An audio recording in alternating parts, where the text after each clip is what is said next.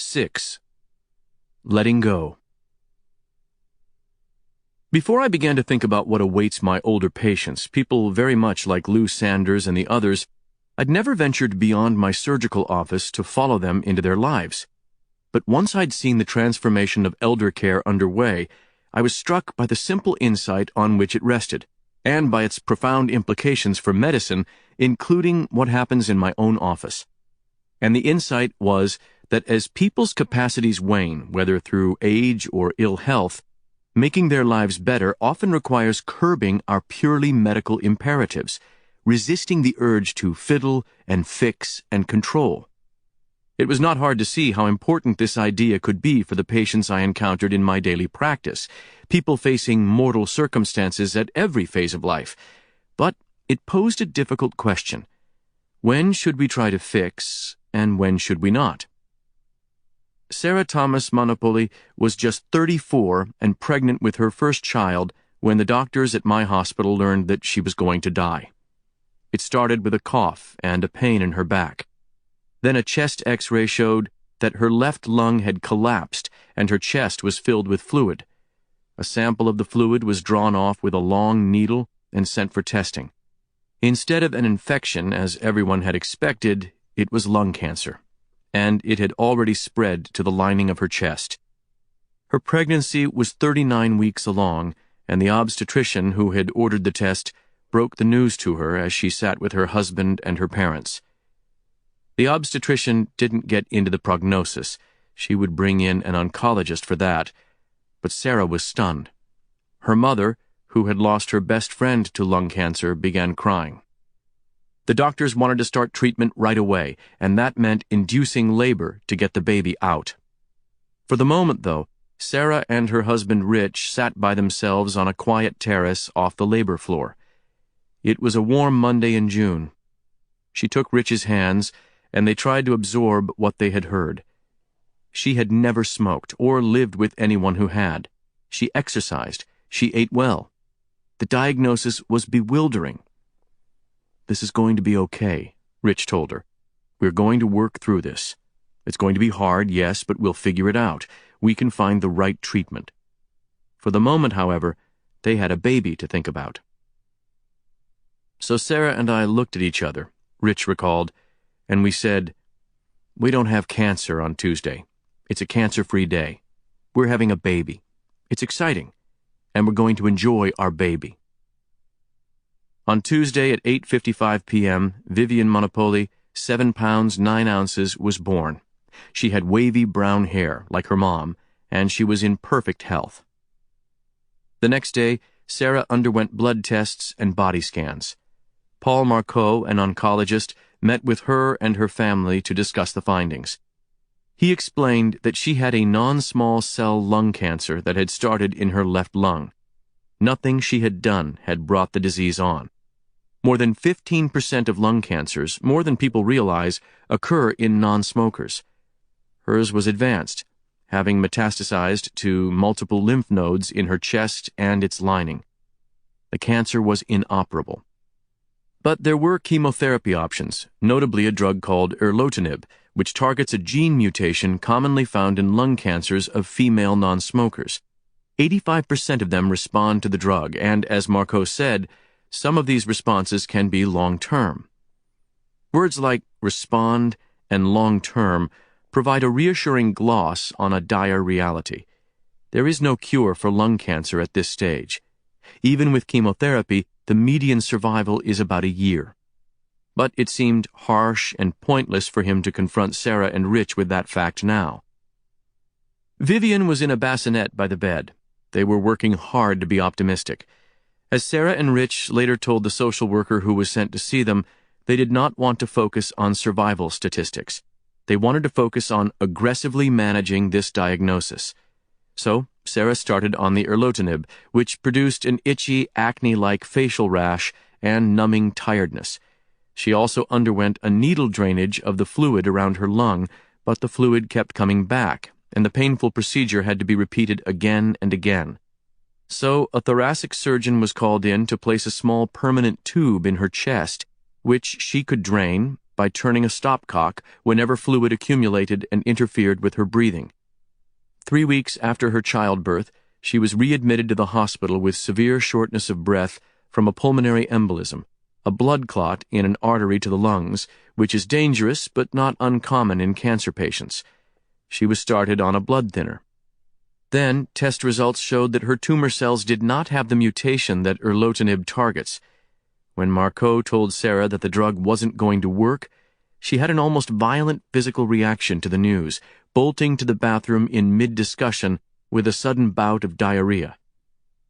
Marco recommended a different, more standard chemotherapy with 2 drugs called carboplatin and paclitaxel, but the paclitaxel triggered an extreme, nearly overwhelming allergic response, so he switched her to a regimen of carboplatin plus gemcitabine.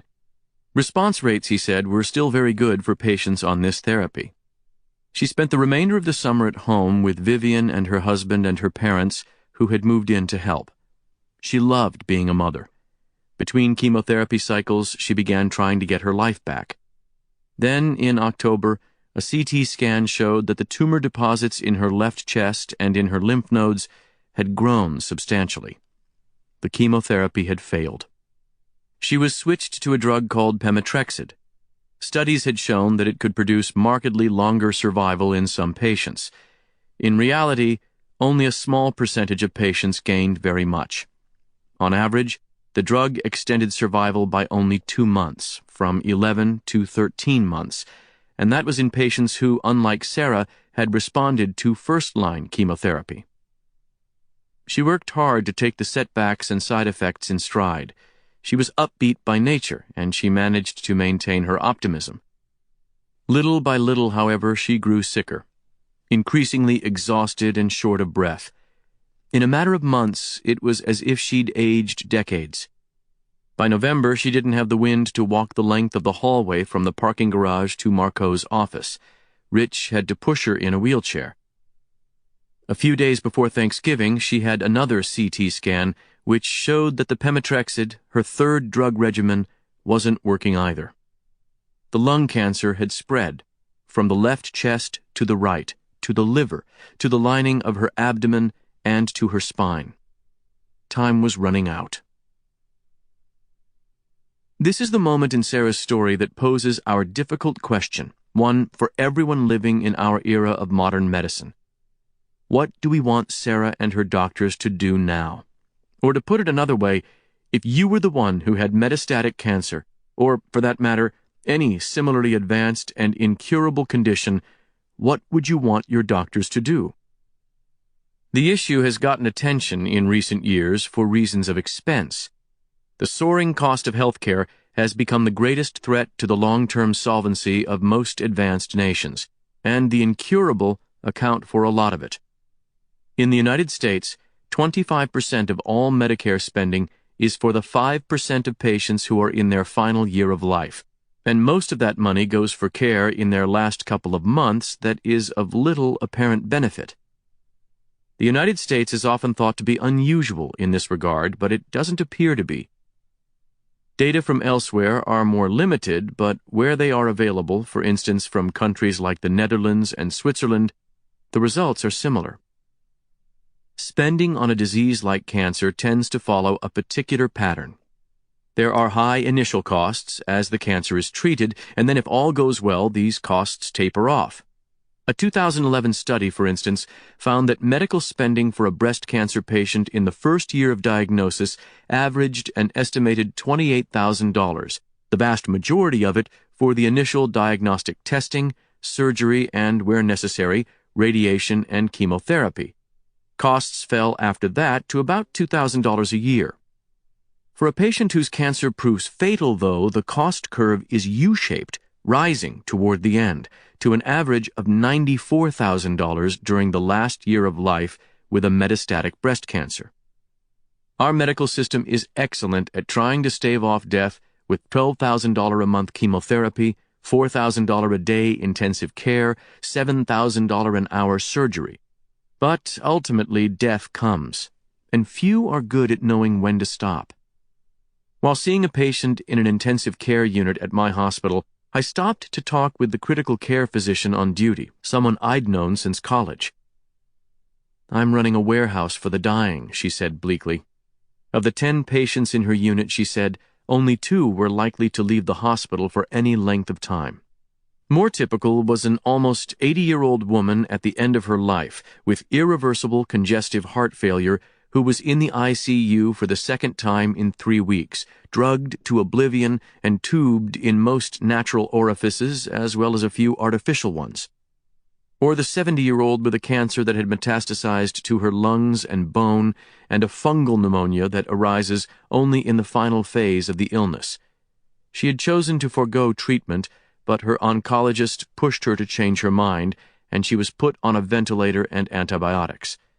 Another woman in her 80s with end-stage respiratory and kidney failure had been in the unit for 2 weeks. Her husband had died after a long illness with a feeding tube and tracheostomy, and she had mentioned that she didn't want to die that way. But her children couldn't let her go and asked to proceed with the placement of various devices: a permanent tracheostomy, a feeding tube, and a dialysis catheter.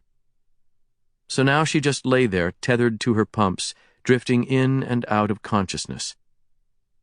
Almost all these patients had known for some time that they had a terminal condition.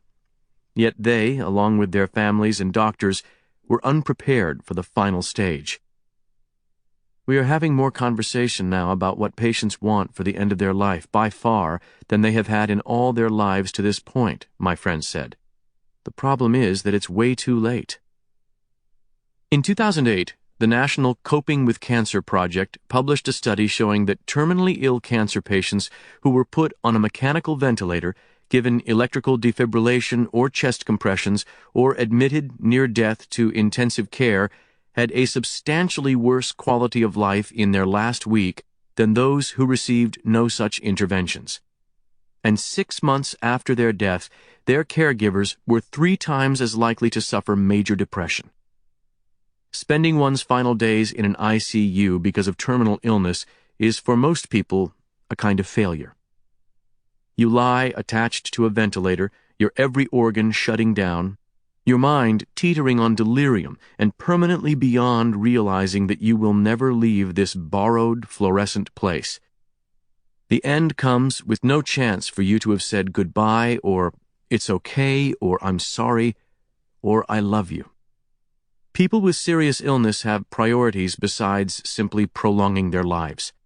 Surveys find that their top concerns include avoiding suffering, strengthening relationships with family and friends, being mentally aware, not being a burden on others, and achieving a sense that their life is complete. Our system of technological medical care has utterly failed to meet these needs, and the cost of this failure is measured in far more than dollars. The question, therefore, is not how can we afford this system's expense. It is how can we build a healthcare system that will actually help people achieve what's most important to them at the end of their lives. In the past, when dying was typically a more precipitous process, we did not have to think about a question like this. Though some diseases and conditions had a drawn-out natural history, tuberculosis is the classic example, without the intervention of modern medicine, with its scans to diagnose problems early and its treatments to extend life, the interval between recognizing that you had a life-threatening ailment and dying was commonly a matter of days or weeks. Consider how our presidents died before the modern era. George Washington developed a throat infection at home on December 13, 1799, that killed him by the next evening. John Quincy Adams, Millard Fillmore, and Andrew Johnson all succumbed to strokes and died within 2 days. Rutherford Hayes had a heart attack and died 3 days later. Others did have a longer course. James Monroe and Andrew Jackson died from progressive and far longer-lasting and highly dreaded tubercular consumption. Ulysses Grant's oral cancer took a year to kill him. But as end-of-life researcher Joan Lynn has observed, people generally experienced life-threatening illness the way they experienced bad weather, as something that struck with little warning, and you either got through it or you didn't.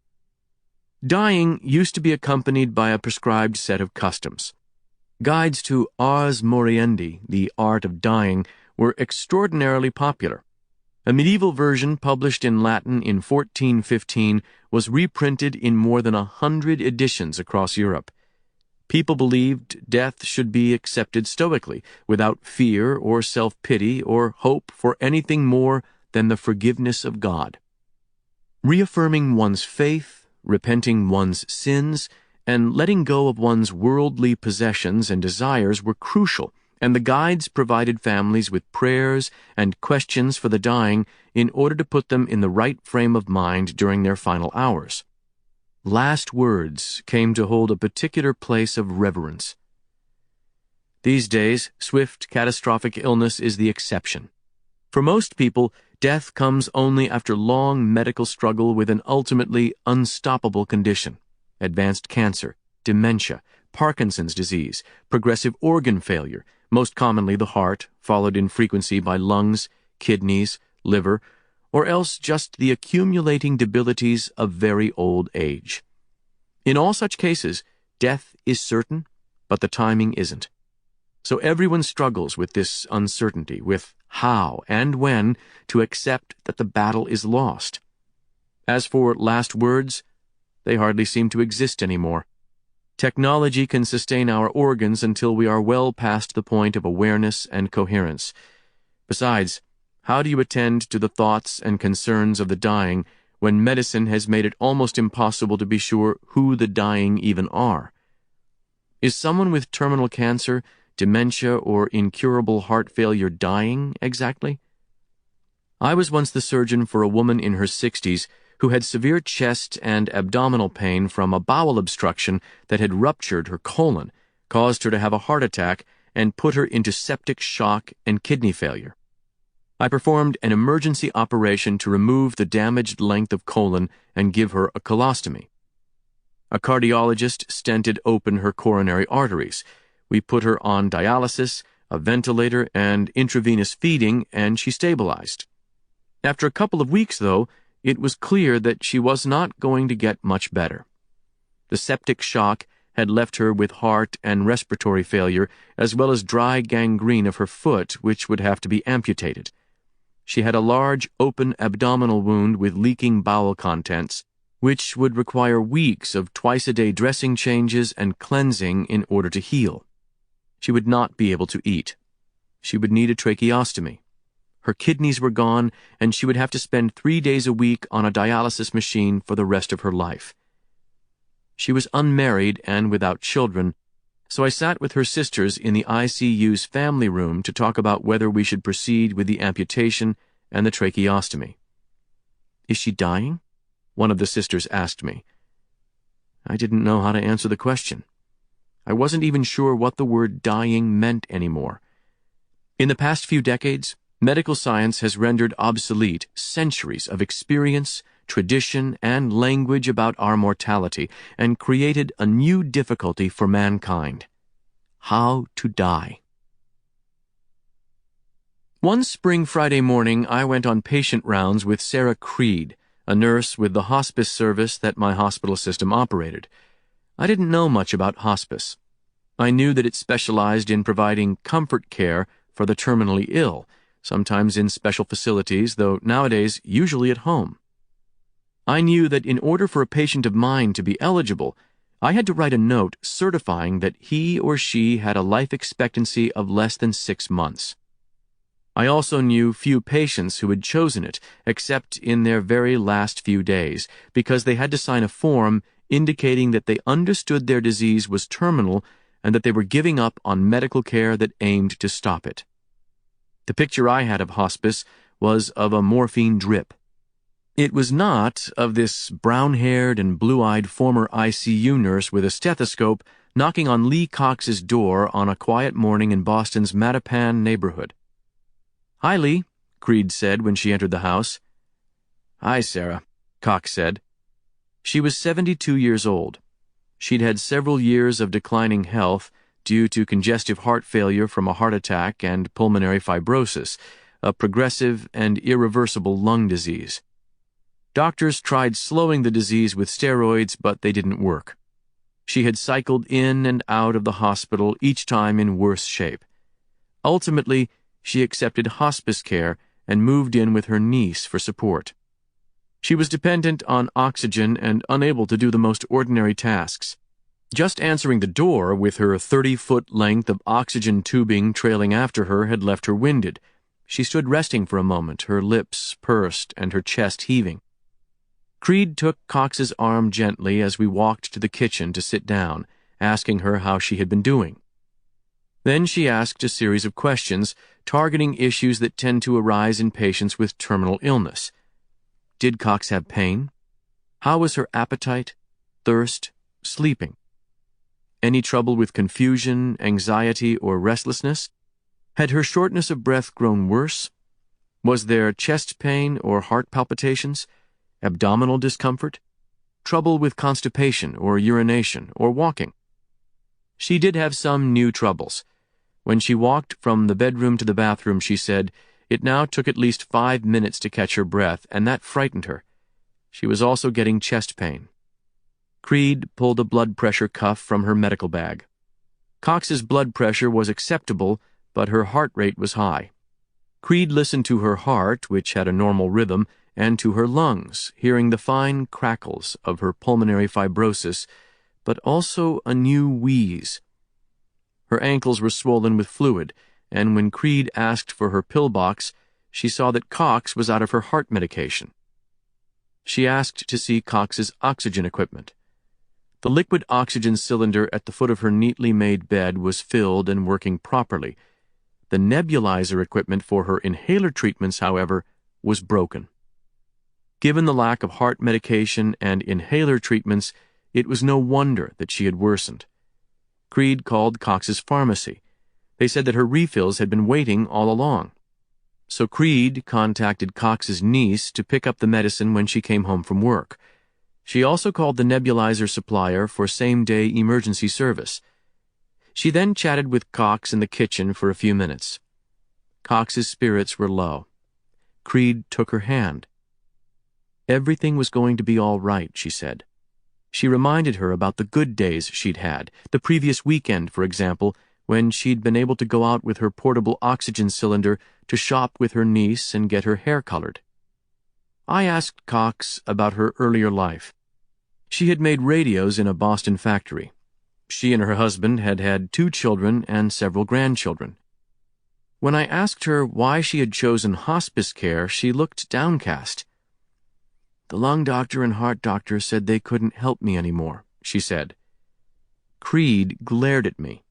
My questions had made Cox sad again. She told a story of the trials of aging overlain with the trials of having an illness that she knew would someday claim her. It's good to have my niece and her husband helping to watch me every day, she said, but it's not my home. I feel like I'm in the way. Multi-generational living fell short of its nostalgic image again. Creed gave her a hug and one last reminder before we left. What do you do if you have chest pain that doesn't go away? She asked. Take a nitro, Cox said, referring to the nitroglycerin pill that she can slip under her tongue. And? Call you. Where's the number? She pointed to the 24-hour hospice call number that was taped beside her phone. Outside, I confessed that I was confused by what Creed was doing. A lot of it seemed to be about extending Cox's life. Wasn't the goal of hospice to let nature take its course? That's not the goal, Creed said. The difference between standard medical care and hospice is not the difference between treating and doing nothing, she explained. The difference was in the priorities. In ordinary medicine, the goal is to extend life. We'll sacrifice the quality of your existence now by performing surgery, providing chemotherapy, putting you in intensive care, for the chance of gaining time later. Hospice deploys nurses, doctors, chaplains, and social workers to help people with a fatal illness have the fullest possible lives right now, much as nursing home reformers deploy staff to help people with severe disabilities. In terminal illness, that means focusing on objectives like freedom from pain and discomfort, or maintaining mental awareness for as long as feasible, or getting out with family once in a while, not on whether Cox's life would be longer or shorter. Nonetheless, when she was transferred to hospice care, her doctors thought that she wouldn't live much longer than a few weeks. With the supportive hospice therapy she received, she had already lived for a year. Hospice is not an easy choice for a person to make. A hospice nurse enters people's lives at a strange moment, when they have understood that they have a fatal illness, but not necessarily acknowledged that they are dying. I'd say only about a quarter have accepted their fate when they come into hospice, Creed said. When she first encounters her patients, many feel that their doctors have simply abandoned them. 99% understand they're dying, but 100% hope they're not, she told me. They still want to beat their disease. The initial visit is always tricky, but she has found ways to smooth things over. A nurse has 5 seconds to make a patient like you and trust you. It's in the whole way you present yourself. I do not come in saying, "I'm so sorry." Instead, it's, "I'm the hospice nurse, and here's what I have to offer you to make your life better. And I know we don't have a lot of time to waste." That was how she started with Dave Galloway, whom we visited after leaving Lee Cox's home. He was 42 years old. He and his wife Sharon were both Boston firefighters. They had a 3-year-old daughter. He had pancreatic cancer which had spread. His upper abdomen was now solid with tumor.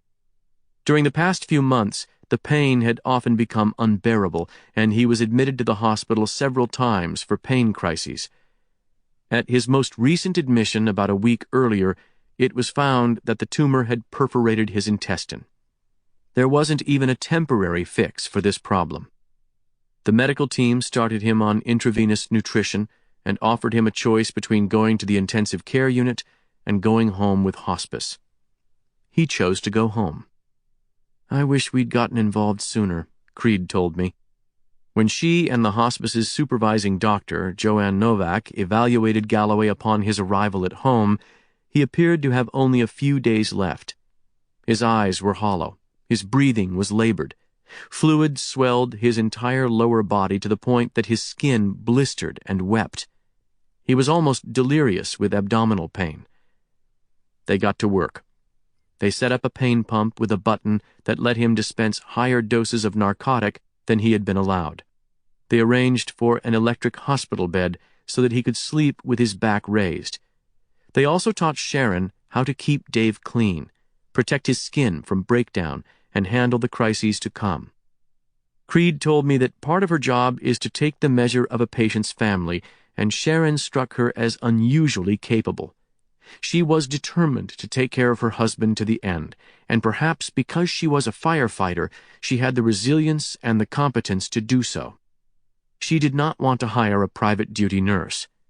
She handled everything, from the IV lines and the bed linens to orchestrating family members to lend a hand when she needed help. Creed arranged for a specialized comfort pack to be delivered by FedEx and stored in a mini refrigerator by Dave's bed. It contained a dose of morphine for breakthrough pain or shortness of breath, Ativan for anxiety attacks, Compazine for nausea, Haldol for delirium, Tylenol for fever, and atropine for drying up the wet upper airway rattle that people can get in their final hours. If any such problem developed, Sharon was instructed to call the 24-hour hospice nurse on duty, who would provide instructions about which rescue medications to use and, if necessary, come out to help. Dave and Sharon were finally able to sleep through the night at home. Creed or another nurse came to see him every day, sometimes twice a day. 3 times that week, Sharon used the emergency hospice line to help her deal with Dave's pain crises or hallucinations. After a few days, they were even able to go out to a favorite restaurant. He wasn't hungry, but they enjoyed just being there and the memories it stirred. The hardest part so far, Sharon said, was deciding to forego the 2-liter intravenous feedings that Dave had been receiving each day. Although they were his only source of calories, the hospice staff encouraged discontinuing them because his body did not seem to be absorbing the nutrition. The infusion of sugars, proteins, and fats made the painful swelling of his skin and his shortness of breath worse. And for what? The mantra was, "Live for now." Sharon had balked for fear that she'd be starving him. The night before our visit, however, she and Dave decided to try going without the infusion. By morning, the swelling was markedly reduced. He could move more and with less discomfort. He also began to eat a few morsels of food just for the taste of it, and that made Sharon feel better about the decision. When we arrived, Dave was making his way back to bed after a shower, his arm around his wife's shoulders and his slippered feet taking one shuffling step at a time.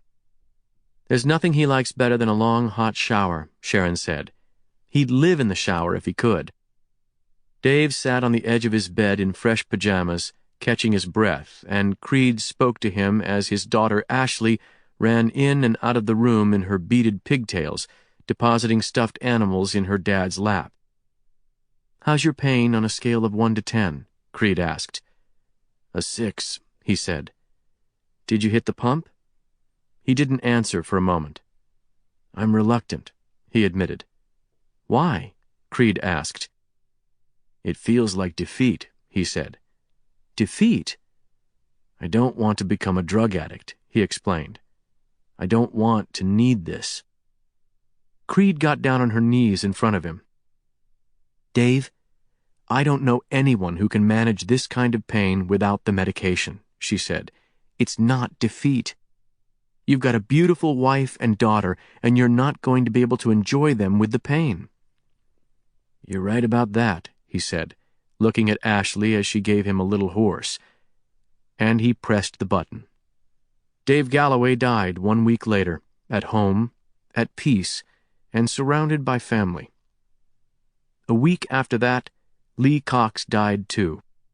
But as if to show just how resistant to formula human lives are, Cox had never reconciled herself to the incurability of her illnesses. So when her family found her in cardiac arrest one morning, they followed her wishes and called 911 instead of the hospice service. The emergency medical technicians and firefighters and police rushed in. They pulled off her clothes and pumped her chest, put a tube in her airway and forced oxygen into her lungs, and tried to see if they could shock her heart back. But such efforts rarely succeed with terminal patients, and they did not succeed with her. Hospice has tried to offer a new ideal for how we die.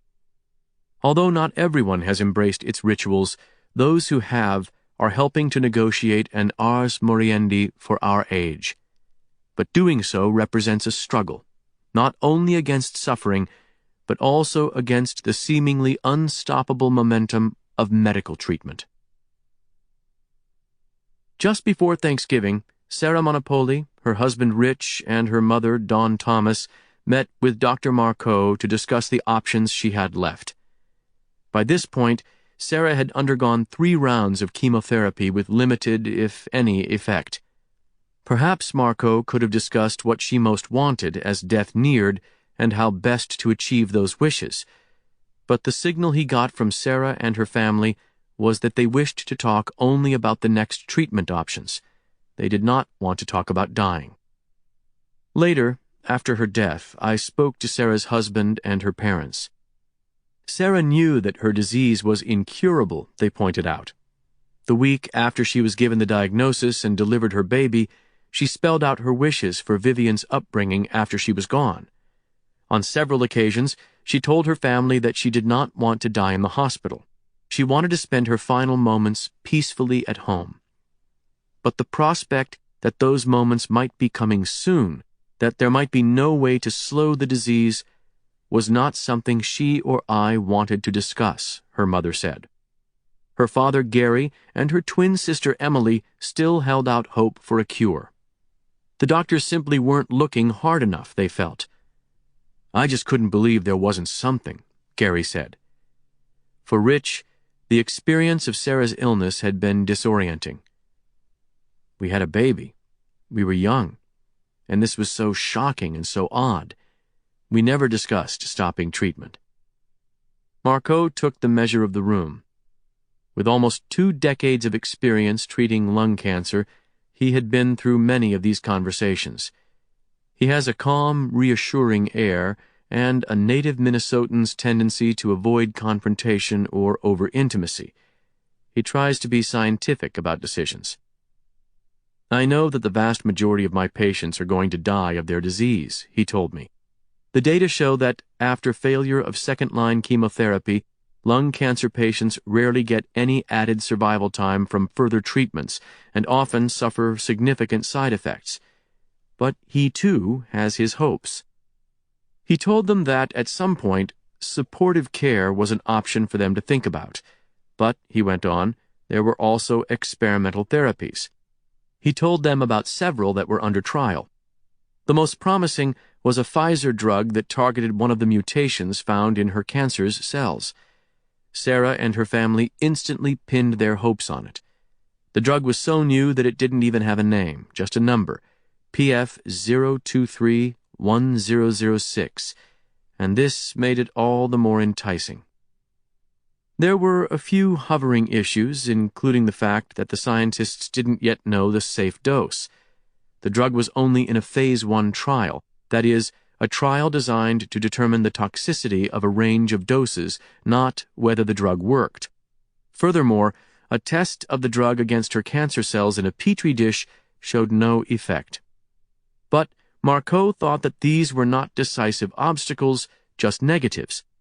The critical problem was that the rules of the trial excluded Sarah because of the pulmonary embolism she had developed that summer.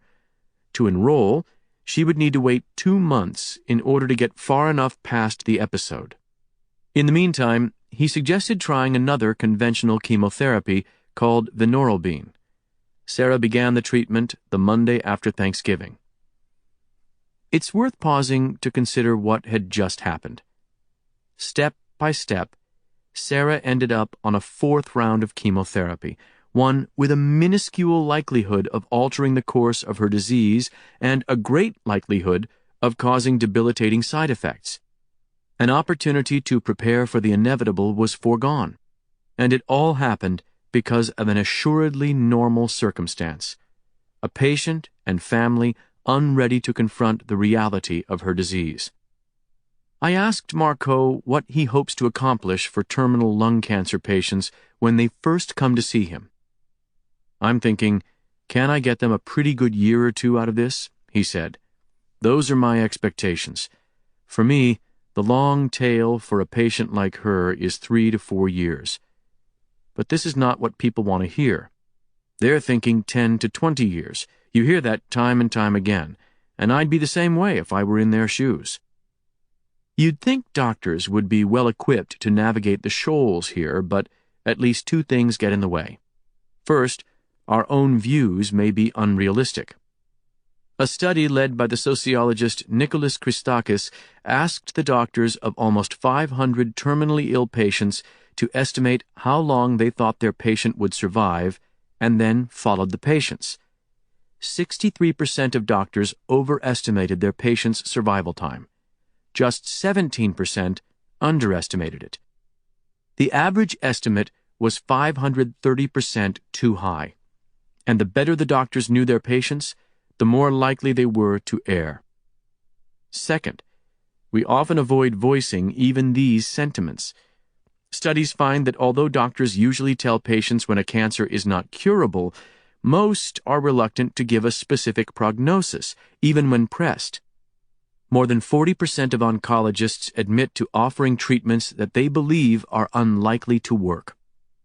In an era in which the relationship between patient and doctor is increasingly miscast in retail terms, the customer is always right, doctors are especially hesitant to trample on a patient's expectations. You worry far more about being overly pessimistic than you do about being overly optimistic. And talking about dying is enormously fraught. When you have a patient like Sarah Monopoli, the last thing you want to do is grapple with the truth. I know because Marco wasn't the only one avoiding that conversation with her. I was too. Earlier that summer, a PET scan had revealed that in addition to her lung cancer, She had thyroid cancer, which had spread to the lymph nodes of her neck, and I was called in to decide whether to operate. This second, unrelated cancer was, in fact, operable. But thyroid cancers take years to become lethal. Her lung cancer would almost certainly end her life long before her thyroid cancer caused any trouble. Given the extent of the surgery that would have been required and the potential complications, the best course was to do nothing. But explaining my reasoning to Sarah meant confronting the mortality of her lung cancer, something that I felt ill-prepared to do. Sitting in my clinic, Sarah did not seem discouraged by the discovery of this second cancer. She seemed determined. She'd read about the good outcomes from thyroid cancer treatment. So she was geared up, eager to discuss when to operate, and I found myself swept along by her optimism. Suppose I was wrong, I wondered, and she proved to be that miracle patient who survived metastatic lung cancer. How could I let her thyroid cancer go untreated? My solution was to avoid the subject altogether. I told Sarah that there was relatively good news about her thyroid cancer. It was slow-growing and treatable. But the priority was her lung cancer, I said. Let's not hold up the treatment for that. We could monitor the thyroid cancer for now and plan surgery in a few months. I saw her every 6 weeks and noted her physical decline from one visit to the next.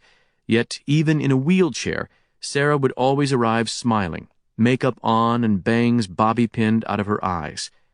She'd find small things to laugh about, like the strange protuberances the tubes made under her dress. She was ready to try anything, and I found myself focusing on the news about experimental therapies for her lung cancer.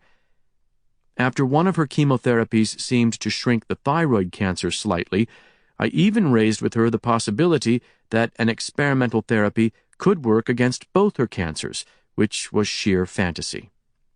Discussing a fantasy was easier, less emotional, less explosive, less prone to misunderstanding, than discussing what was happening before my eyes.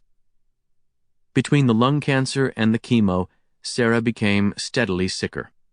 She slept most of the time and could do little out of the house. Clinic notes from December describe shortness of breath, dry heaves, coughing up blood, severe fatigue.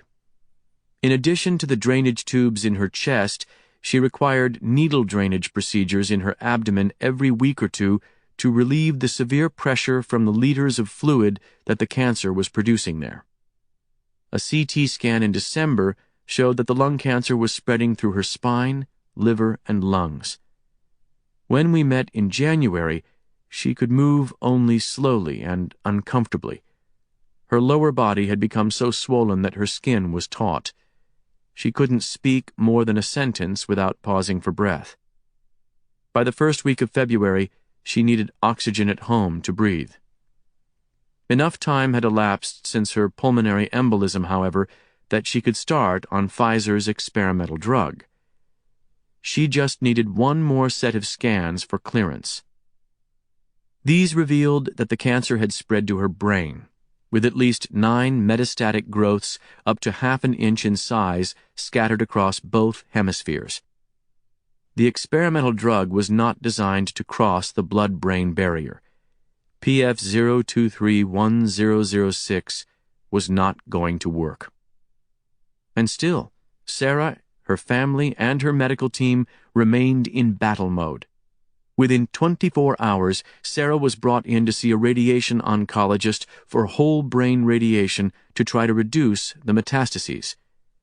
On February 12th, she completed 5 days of radiation treatment, which left her immeasurably fatigued, barely able to get out of bed. She ate almost nothing. She weighed 25 pounds less than she had in the fall. She confessed to Rich that for the past 2 months, she had experienced double vision and was unable to feel her hands. "Why didn't you tell anyone?" he asked her. "I just didn't want to stop treatment," she said. "They would make me stop." She was given 2 weeks to recover her strength after the radiation. Then we had a different experimental drug she could try, one from a small biotech company. She was scheduled to start on February 25th. Her chances were rapidly dwindling, but who was to say they were zero?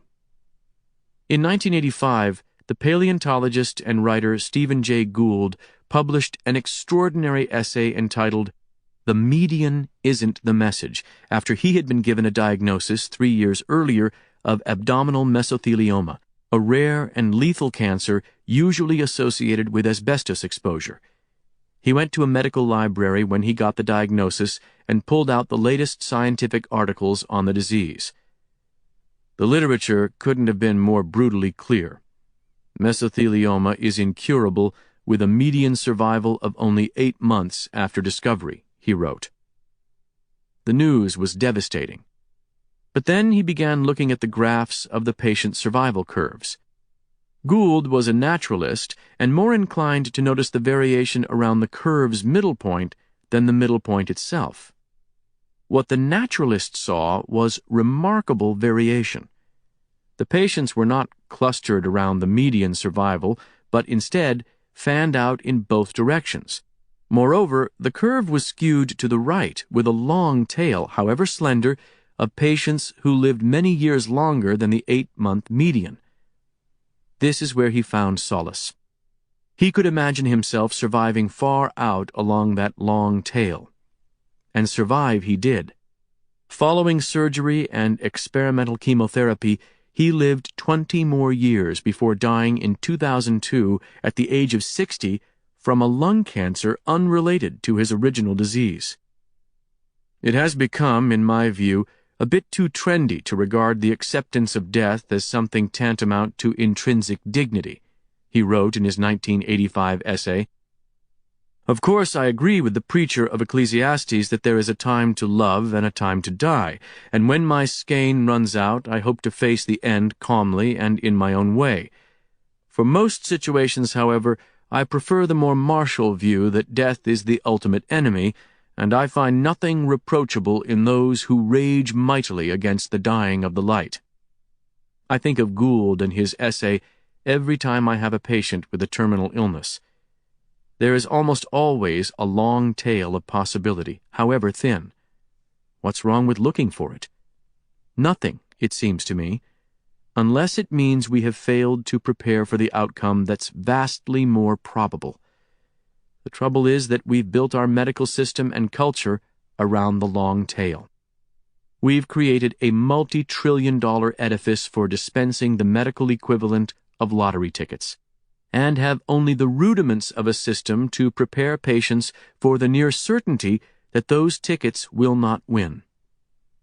Hope is not a plan, but hope is our plan. For Sarah, there would be no miraculous recovery, and when the end approached, neither she nor her family was prepared. I always wanted to respect her request to die peacefully at home, Rich later told me, but I didn't believe we could make it happen. I didn't know how.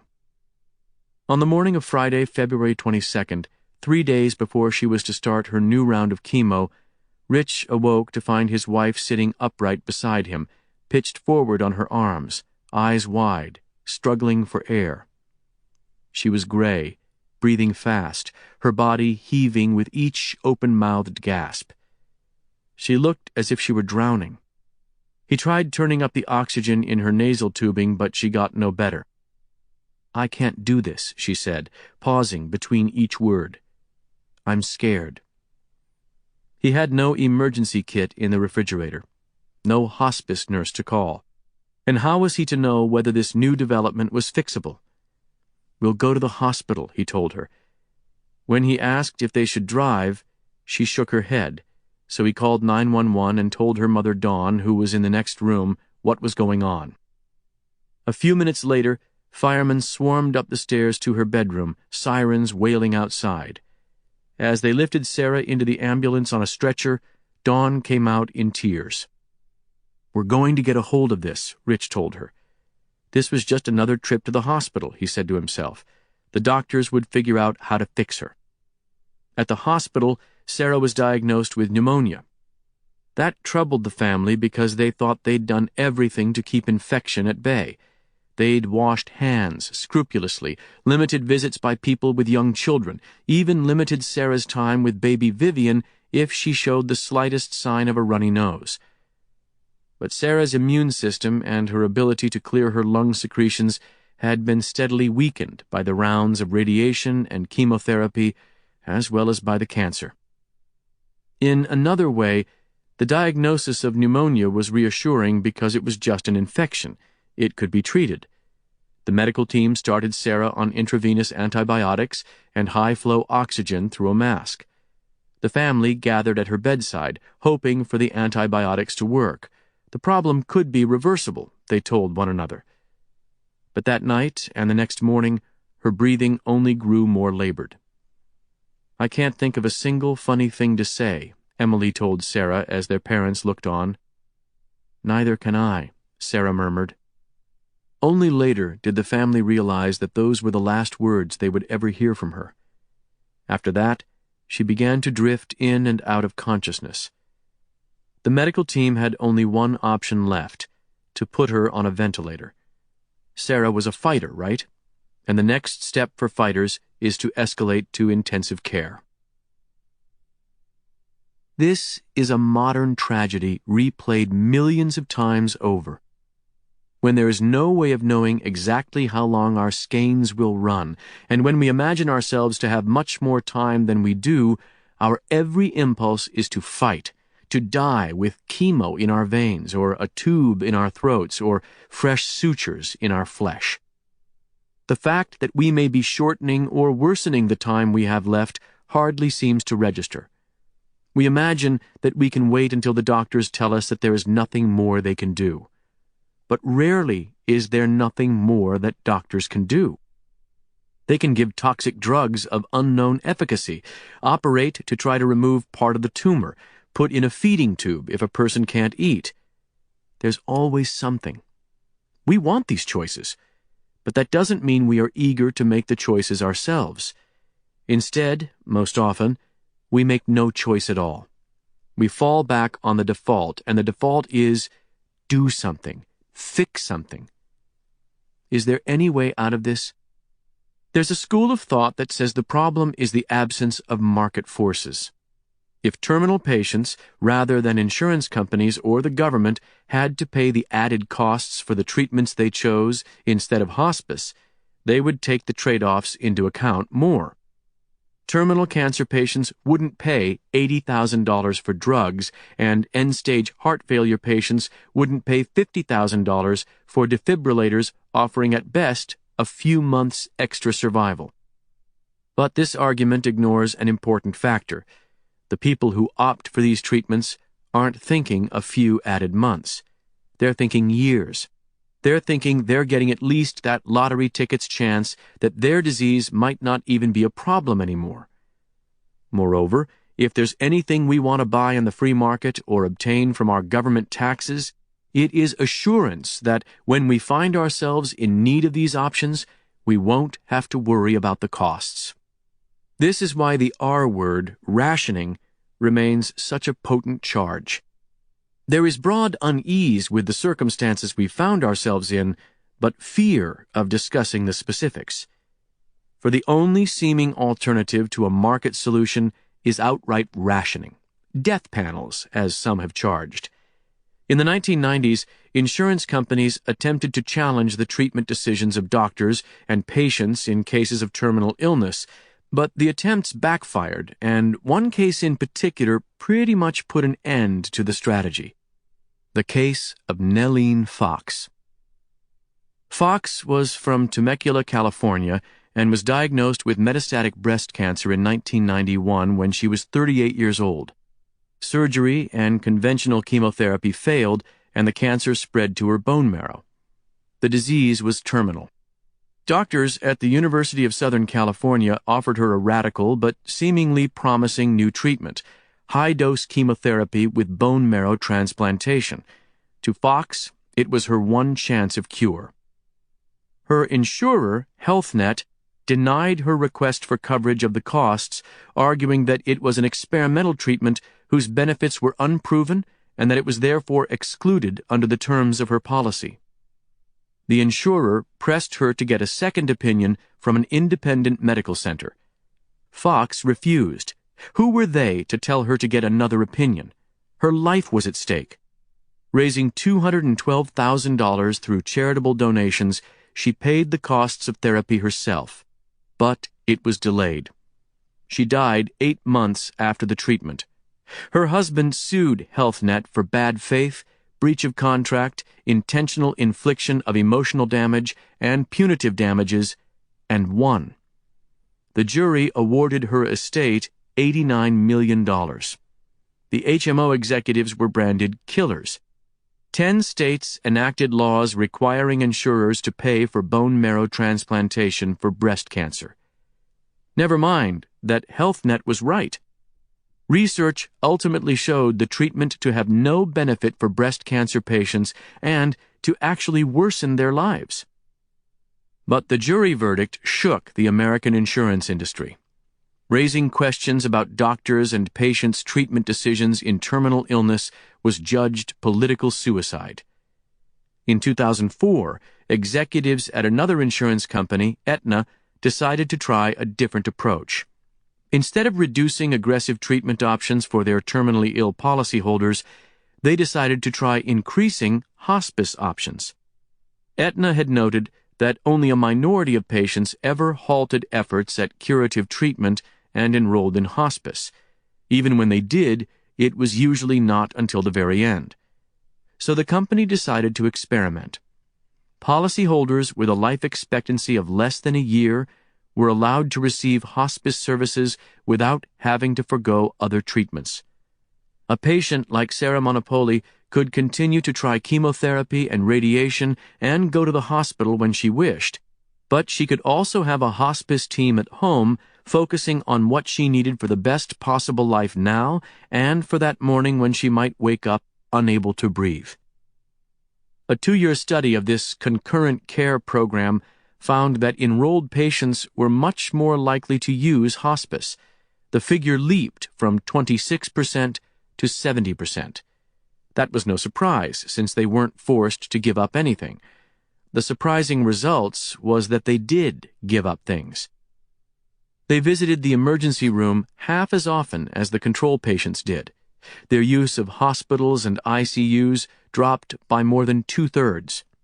Overall costs fell by almost a quarter. The result was stunning and puzzling. It wasn't obvious what made the approach work. Aetna ran a more modest concurrent care program for a broader group of terminally ill patients. For these patients, the traditional hospice rules applied. In order to qualify for home hospice, they had to give up attempts at curative treatment. But either way, they received phone calls from palliative care nurses who offered to check in regularly and help them find services for anything from pain control to making out a living will. For these patients, too, hospice enrollment jumped to 70%, and their use of hospital services dropped sharply. Among elderly patients, use of intensive care units fell by more than 85%. Satisfaction scores went way up. What was going on here? The program's leaders had the impression that they had simply given seriously ill patients someone experienced and knowledgeable to talk to about their daily concerns. Somehow, that was enough. Just talking. The explanation would seem to strain credibility, but evidence for it has grown in recent years. 2/3 of the terminal cancer patients in the Coping with Cancer study reported having had no discussion with their doctors about their goals for end-of-life care, despite being, on average, just 4 months from death. But the third who did have discussions were far less likely to undergo cardiopulmonary resuscitation or be put on a ventilator or end up in an intensive care unit. Most of them enrolled in hospice. They suffered less, were physically more capable, and were better able for a longer period to interact with others. In addition, 6 months after these patients died, their family members were markedly less likely to experience persistent major depression. In other words, people who had substantive discussions with their doctor about their end-of-life preferences were far more likely to die at peace and in control of their situation and to spare their family anguish. A landmark 2010 study from the Massachusetts General Hospital had even more startling findings. The researchers randomly assigned 151 patients with stage 4 lung cancer, like Sarah's, to one of two possible approaches to treatment. Half received usual oncology care. The other half received usual oncology care plus parallel visits with a palliative care specialist. These are specialists in preventing and relieving the suffering of patients, and to see one, no determination of whether they are dying or not is required. If a person has serious, complex illness, palliative specialists are happy to help. The ones in the study discussed with the patients their goals and priorities for if and when their condition worsened. The result? Those who saw a palliative care specialist stopped chemotherapy sooner, entered hospice far earlier, experienced less suffering at the end of their lives, and they lived 25% longer. In other words, our decision-making in medicine has failed so spectacularly that we have reached the point of actively inflicting harm on patients rather than confronting the subject of mortality. If end-of-life discussions were an experimental drug, the FDA would approve it. Patients entering hospice have had no less surprising results. Like many other people, I had believed that hospice care hastens death because patients forego hospital treatments and are allowed high-dose narcotics to combat pain. But multiple studies find otherwise. In one, researchers followed 4,493 Medicare patients with either terminal cancer or end-stage congestive heart failure. For the patients with breast cancer, prostate cancer, or colon cancer, the researchers found no difference in survival time between those who went into hospice and those who didn't. And curiously, for some conditions, hospice care seemed to extend survival. Those with pancreatic cancer gained an average of 3 weeks. Those with lung cancer gained 6 weeks, and those with congestive heart failure gained 3 months. The lesson seems almost Zen. You live longer only when you stop trying to live longer. Can mere discussions achieve such effects? Consider the case of La Crosse, Wisconsin. Its elderly residents have unusually low end-of-life hospital costs. During their last 6 months, according to Medicare data, they spend half as many days in the hospital as the national average, and there's no sign that doctors or patients are halting care prematurely. Despite average rates of obesity and smoking, their life expectancy outpaces the national mean by a year. I spoke to Gregory Thompson, a critical care specialist at Gundersen Lutheran Hospital, while he was on ICU duty one evening, and he ran through his list of patients with me. In most respects, the patients were like those found in any ICU, terribly sick and living through the most perilous days of their lives. There was a young woman with multiple organ failure from a devastating case of pneumonia, a man in his mid-60s with a ruptured colon that had caused a rampaging infection and a heart attack. Yet these patients were completely different from those in the ICUs I'd worked in. None had a terminal disease. None battled the final stages of metastatic cancer or untreatable heart failure or dementia. To understand La Crosse, Thompson said, you had to go back to 1991 when local medical leaders headed a systematic campaign to get medical people and patients to discuss end-of-life wishes. Within a few years, it became routine for all patients admitted to a hospital, nursing home, or assisted living facility to sit down with someone experienced in these conversations and complete a multiple-choice form that boiled down to 4 crucial questions. At this moment in your life, the form asked, 1. Do you want to be resuscitated if your heart stops? 2. Do you want aggressive treatments such as intubation and mechanical ventilation? 3. Do you want antibiotics? 4. Do you want tube or intravenous feeding if you can't eat on your own? By 1996, 85% of La Crosse residents who died had a written advanced directive like this, up from 15%, and doctors virtually always knew of the instructions and followed them. Having this system in place, Thompson said, has made his job vastly easier. But it's not because the specifics are spelled out for him every time a sick patient arrives in his unit. These things are not laid out in stone, he told me. Whatever the yes-no answers people may put on a piece of paper, one will find nuances and complexities in what they mean. But instead of having the discussion when they get to the ICU, we find many times it has already taken place. Answers to the list of questions change as patients go from entering the hospital for the delivery of a child to entering for the complications of Alzheimer's disease. But in La Crosse, the system means that people are far more likely to have talked about what they want and what they don't want before they and their relatives find themselves in the throes of crisis and fear. When wishes aren't clear, Thompson said, families have also become much more receptive to having the discussion. The discussion, not the list, was what mattered most. Discussion had brought La Crosse's end-of-life costs down to half the national average. It was that simple and that complicated. One winter Saturday morning, I met with a woman I had operated on the night before. She had been undergoing a procedure for the removal of an ovarian cyst when the gynecologist who was operating on her discovered that she had metastatic colon cancer. I was summoned as a general surgeon to see what could be done. I removed a section of her colon that had a large cancerous mass, but the cancer had already spread widely. I had not been able to get it all. Now I introduced myself. She said a resident had told her that a tumor was found and part of her colon had been excised. Yes, I said. I'd been able to take out the main area of involvement.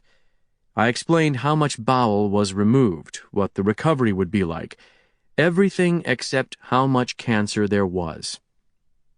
But then I remembered how timid I'd been with Sarah Monopoli and all those studies about how much doctors beat around the bush. So when she asked me to tell her more about the cancer, I explained that it had spread not only to her ovaries, but also to her lymph nodes. I said that it had not been possible to remove all the disease. But I found myself almost immediately minimizing what I'd said. We'll bring in an oncologist, I hastened to add. Chemotherapy can be very effective in these situations. She absorbed the news in silence, looking down at the blankets drawn over her mutinous body. Then she looked up at me. Am I going to die? I flinched. No, I said. Of course not. A few days later, I tried again. We don't have a cure, I explained, but treatment can hold the disease down for a long time. The goal, I said, was to prolong your life as much as possible. I have followed her in the months and years since as she embarked on chemotherapy. She has done well. So far, the cancer is in check. Once, I asked her and her husband about our initial conversations. They didn't remember them very fondly. That one phrase that you used, prolong your life, it just... She didn't want to sound critical. It was kind of blunt, her husband said. It sounded harsh, she echoed. She felt as if I'd dropped her off a cliff. I spoke to Susan Block, a palliative care specialist at my hospital, who has had thousands of these difficult conversations and is a nationally recognized pioneer in training doctors and others in managing end-of-life issues with patients and their families. You have to understand, Block told me, a family meeting is a procedure, and it requires no less skill than performing an operation. One basic mistake is conceptual. To most doctors, the primary purpose of a discussion about terminal illness is to determine what people want, whether they want chemo or not, whether they want to be resuscitated or not, whether they want hospice or not. We focus on laying out the facts and the options, but that's a mistake, Block said. A large part of the task is helping people negotiate the overwhelming anxiety about death, anxiety about suffering, anxiety about loved ones, anxiety about finances, she explained. There are many worries and real terrors. No one conversation can address them all. Arriving at an acceptance of one's mortality and a clear understanding of the limits and the possibilities of medicine is a process, not an epiphany. There is no single way to take people with terminal illness through the process, but there are some rules, according to Block. You sit down. You make time. You're not determining whether they want treatment X versus Y. You're trying to learn what's most important to them under the circumstances, so that you can provide information and advice on the approach that gives them their best chance of achieving it. This process requires as much listening as talking. If you are talking more than half of the time, Block says, you're talking too much. The words you use matter. According to palliative specialists, you shouldn't say, "I'm sorry things turned out this way," for example.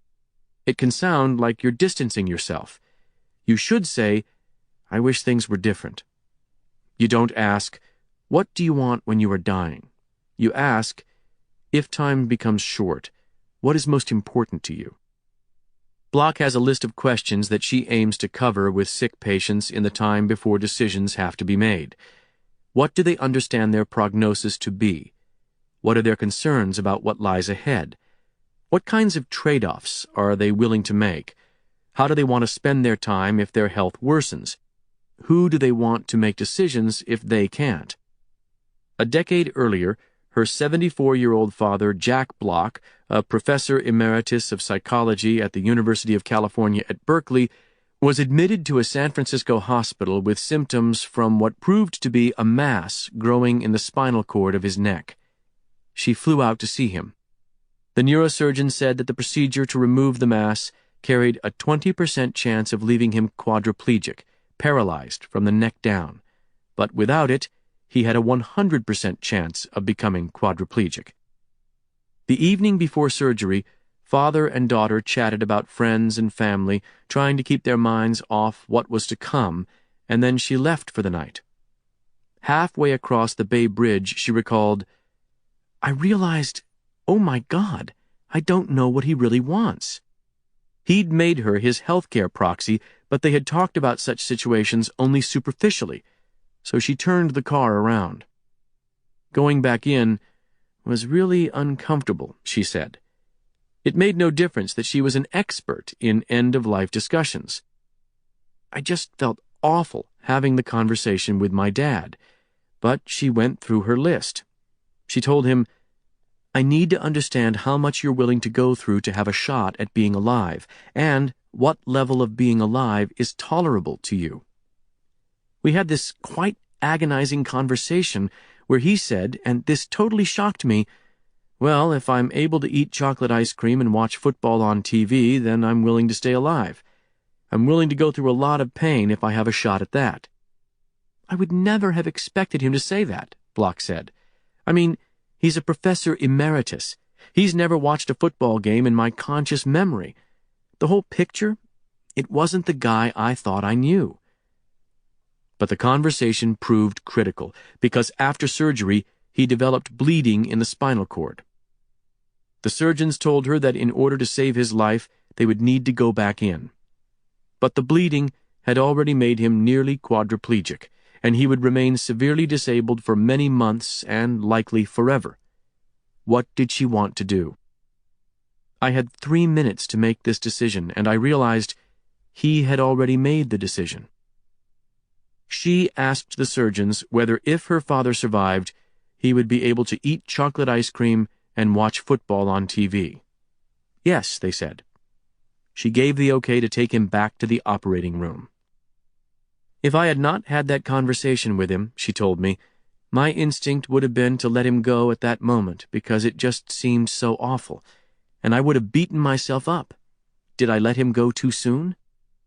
Or she might have gone ahead and sent him to surgery, only to find, as occurred, that he was faced with a year of very horrible rehab and disability. I would have felt so guilty that I condemned him to that, she said, but there was no decision for me to make. He had decided. During the next 2 years, he regained the ability to walk short distances. He required caregivers to bathe and dress him. He had difficulty swallowing and eating, but his mind was intact, and he had partial use of his hands, enough to write 2 books and more than a dozen scientific articles. He lived for 10 years after the operation. Eventually, however, his difficulties with swallowing advanced to the point where he could not eat without aspirating food particles, and he cycled between hospital and rehabilitation facilities with the pneumonias that resulted. He didn't want a feeding tube, and it became evident that the battle for the dwindling chance of a miraculous recovery was going to leave him unable ever to go home again. So just a few months before I'd spoken with Block, her father decided to stop the battle and go home. We started him on hospice care, Block said. We treated his choking and kept him comfortable. Eventually, he stopped eating and drinking. He died about 5 days later. Susan Block and her father had the conversation that we all need to have when the chemotherapy stops working, when we start needing oxygen at home, when we face high-risk surgery, when the liver failure keeps progressing, when we become unable to dress ourselves. I've heard Swedish doctors call it a breakpoint discussion, a series of conversations to sort out when they need to switch from fighting for time to fighting for the other things that people value. Being with family, or traveling, or enjoying chocolate ice cream. Few people have these conversations, and there is good reason for anyone to dread them. They can unleash difficult emotions. People can become angry or overwhelmed. Handled poorly, the conversations can cost a person's trust. Handled well, they can take real time. I spoke to an oncologist who told me about a 29-year-old patient she had recently cared for who had an inoperable brain tumor that continued to grow through second-line chemotherapy. The patient elected not to attempt any further chemotherapy, but getting to that decision required hours of discussion, for this was not the decision he had expected to make. First, the oncologist said, she had a discussion with him alone. They reviewed the story of how far he'd come, the options that remained. She was frank. She told him that in her entire career she had never seen third-line chemotherapy produce a significant response in his type of brain tumor. She had looked for experimental therapies, and none were truly promising. And although she was willing to proceed with chemotherapy, she told him how much strength and time the treatment would take away from him and his family. He did not shut down or rebel. His questions went on for an hour. He asked about this therapy and that therapy. Gradually, he began to ask what would happen as the tumor got bigger, what symptoms he'd have, what ways they could try to control them, how the end might come. The oncologist next met with the young man together with his family. That discussion didn't go so well. He had a wife and small children, and at first, his wife wasn't ready to contemplate stopping chemo. But when the oncologist asked the patient to explain in his own words what they'd discussed, she understood. It was the same with his mother, who was a nurse. Meanwhile, his father sat quietly and said nothing the entire time. A few days later, the patient returned to talk to the oncologist. "There should be something. There must be something," he said. His father had shown him reports of cures on the internet. He confided how badly his father was taking the news. No patient wants to cause his family pain. According to Block, about 2/3 of patients are willing to undergo therapies they don't want if that is what their loved ones want. The oncologist went to the father's home to meet with him. He had a sheaf of possible trials and treatments printed from the internet. She went through them all. She was willing to change her opinion, she told him, but either the treatments were for brain tumors that were very different from his son's, or else he didn't qualify. None were going to be miraculous. She told the father that he needed to understand. Time with his son was limited, and the young man was going to need his father's help getting through it. The oncologist noted wryly how much easier it would have been for her just to prescribe chemotherapy. But that meeting with the father was the turning point, she said. The patient and the family opted for hospice. They had more than a month together before he died. Later, the father thanked the doctor. That last month, he said, the family simply focused on being together, and it proved to be the most meaningful time they'd ever spent. Given how prolonged some of these conversations have to be, many people argue that the key problem has been the financial incentives.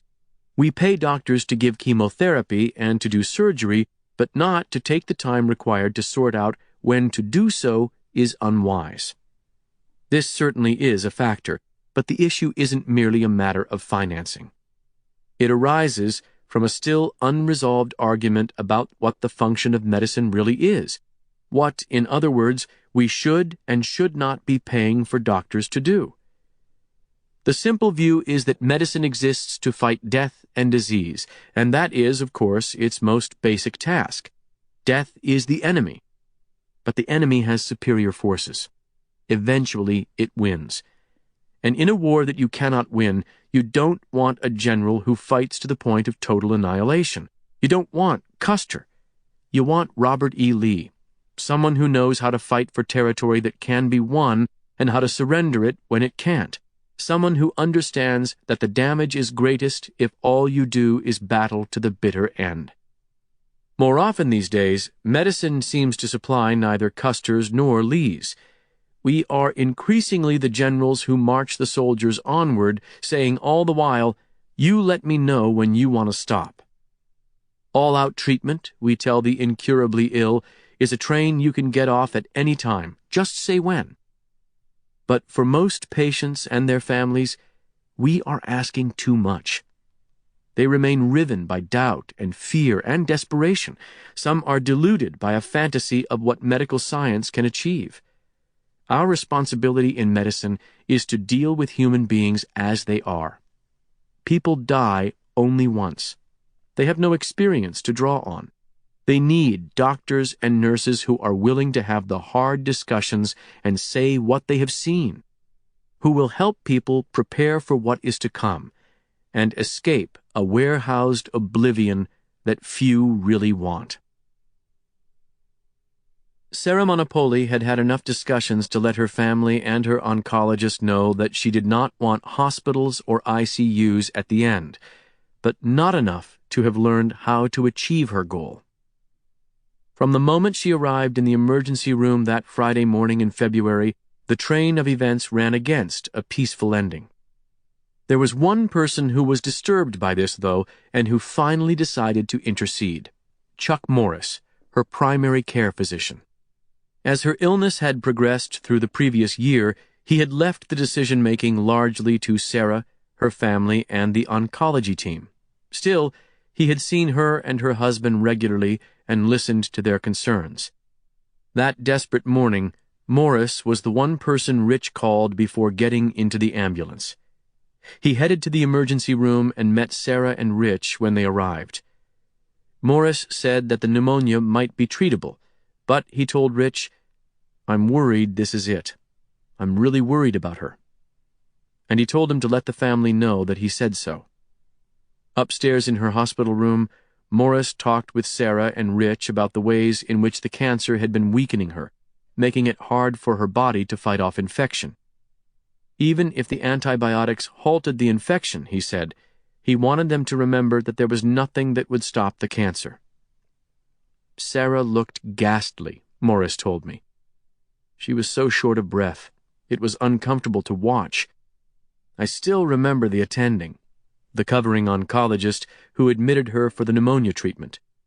He was actually kind of rattled about the whole case, and for him to be rattled is saying something. After her parents arrived, Morris talked with them too, and when they were finished, Sarah and her family agreed on a plan. The medical team would continue the antibiotics, but if things got worse, they would not put her on a breathing machine. They also let him call the palliative care team to visit. The team prescribed a small dose of morphine, which immediately eased her breathing. Her family saw how much her suffering diminished, and suddenly they didn't want any more suffering. The next morning, they were the ones to hold back the medical team. They wanted to put a catheter in her, do this other stuff to her, her mother Dawn told me. I said, no, you aren't going to do anything to her. I didn't care if she wet her bed. They wanted to do lab tests, blood pressure measurements, finger sticks. I was very uninterested in their bookkeeping. I went over to see the head nurse and told them to stop.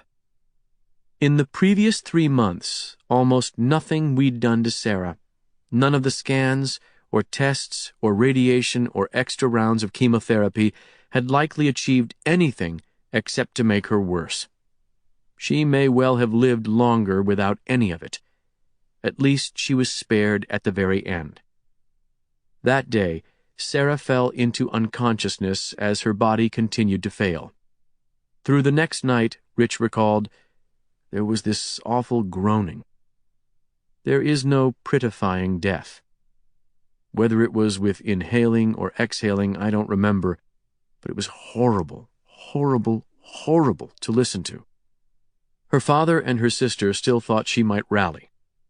But when the others had stepped out of the room, Rich knelt down weeping beside Sarah and whispered in her ear, "It's okay to let go," he said. "You don't have to fight anymore. I will see you soon." Later that morning, her breathing changed, slowing. Rich said, Sarah just kind of startled. She let a long breath out. Then she just stopped.